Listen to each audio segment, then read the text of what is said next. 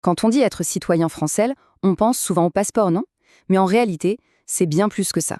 C'est un véritable pacte, une sorte de contrat passé entre chaque personne et la République. Allez, on va décortiquer ensemble les termes de ce contrat social. Tout, absolument tout commence avec cette phrase. C'est peut-être la règle d'or, le principe le plus fondamental du droit français. C'est la fondation sur laquelle repose tout l'édifice de la citoyenneté. Bon, ça peut paraître un peu dense comme ça, mais en gros, ça veut dire trois choses très simples.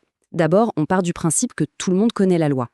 Ensuite, ça signifie qu'on ne peut pas dire « Ah, mais je ne savais pas » pour se défendre. Et enfin, le plus important, la loi est la même pour tout le monde, sans exception. C'est vraiment la pierre angulaire de tout le système.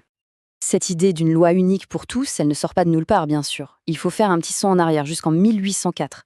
C'est Napoléon qui a mis en place le Code civil, un texte unique pour remplacer des centaines de règles locales différentes. Une vraie révolution juridique à l'époque, qui a vraiment forgé la société française moderne.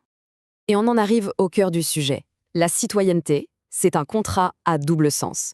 C'est un équilibre permanent entre ce que la société nous offre et ce que, en tant que citoyen, on apporte en retour. Alors regardons de plus près chaque côté de cet accord. Commençons par la première partie du contrat, celle qu'on préfère souvent, les droits. Concrètement, qu'est-ce que l'on reçoit en tant que citoyen? Quelles sont les garanties, les protections? Le premier droit, le plus symbolique, c'est bien sûr celui-ci, le droit de vote. C'est le pouvoir de participer au choix de celles et ceux qui vont prendre les décisions pour le pays. C'est la base de la démocratie. Et ce pouvoir s'active à un âge précis, 18 ans. C'est le grand seuil symbolique qui ouvre la porte à toutes les élections, que ce soit pour sa mairie, pour le pays ou même pour l'Europe. Mais attention, ça ne s'arrête pas là. Les droits politiques, c'est aussi pouvoir se présenter soi-même à une élection. Et puis il y a d'autres libertés fondamentales, pouvoir accéder à un emploi public juste sur la base de ses compétences, ou encore, tout simplement, avoir la liberté de se déplacer et de vivre où l'on veut, en France et dans toute l'Union européenne. Bon, on a parlé politique. Passons à un autre pilier immense des droits du citoyen, la protection sociale. Tout ça, ça repose sur une idée très forte, celle de la solidarité nationale. L'idée que la collectivité est là pour soutenir chacun face aux coups durs de la vie. Et cette solidarité, elle se manifeste comment dans la vie de tous les jours? Eh bien, à travers ces grands piliers que tout le monde connaît. L'assurance maladie pour pouvoir se soigner, les allocations pour aider les familles, un système de retraite pour plus tard, et bien sûr, une assurance chômage si on perd son emploi. C'est un filet de sécurité qui nous accompagne. Ok, on a vu la colonne « ce que l'on reçoit ». Maintenant, il faut bien retourner la pièce et parler de l'autre côté de la balance. Pour que tout ça fonctionne, qu'est-ce qu'on attend de chaque citoyen en retour? Le devoir numéro 1, sans surprise, nous ramène directement à notre point de départ, l'obligation de respecter la loi. C'est la condition sine qua non pour pouvoir vivre ensemble en société. Le deuxième grand devoir, il est financier. Logique en fait. Les écoles, les hôpitaux, la sécurité, tout ça, ça a un coût. Donc une des obligations principales du citoyen, c'est de participer au financement de tous ces services partagés. Et comment ça marche ce financement? En gros, il y a deux grands canaux. D'un côté, les impôts, comme l'impôt sur le revenu ou la TVA qu'on paie sur nos achats, et de l'autre, les cotisations sociales qui sont prélevées sur les salaires pour financer directement la Sécu.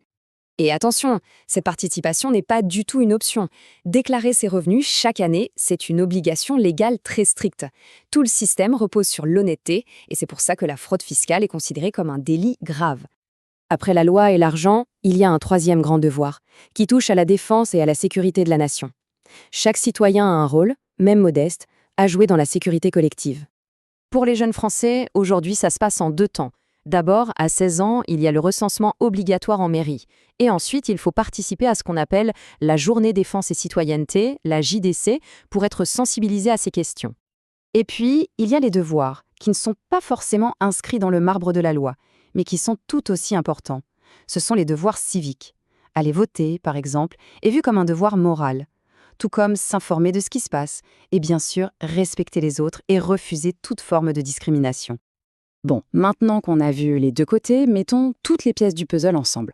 On voit bien que la citoyenneté, ce n'est pas juste un statut qu'on a une fois pour toutes, c'est une relation vivante. Ce tableau, il résume tout parfaitement, on voit bien comment ça se répond.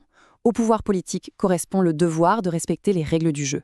À la protection sociale, le devoir de la financer. Et aux libertés, le devoir de participer à la vie de la cité. C'est un équilibre. Donc s'il y avait une seule chose à retenir, ce serait ça. Être citoyen, ce n'est pas passif, ce n'est pas juste un club auquel on appartient. C'est un pacte actif qui demande un engagement de tous les instants. Et voilà, on boucle la boucle. On revient à notre fameuse phrase du début. Sauf que maintenant, elle a une autre saveur. Nul n'est censé ignorer la loi, ce n'est pas juste connaître le code de la route, c'est comprendre l'ensemble du contrat, ce qu'on reçoit et ce qu'on donne en échange. Alors, on va finir là-dessus avec une question ouverte. Un droit, s'il n'est pas accompagné d'un devoir qui lui fait face, est-ce que c'est encore vraiment un droit? C'est peut-être ça la question au cœur de tout contrat social.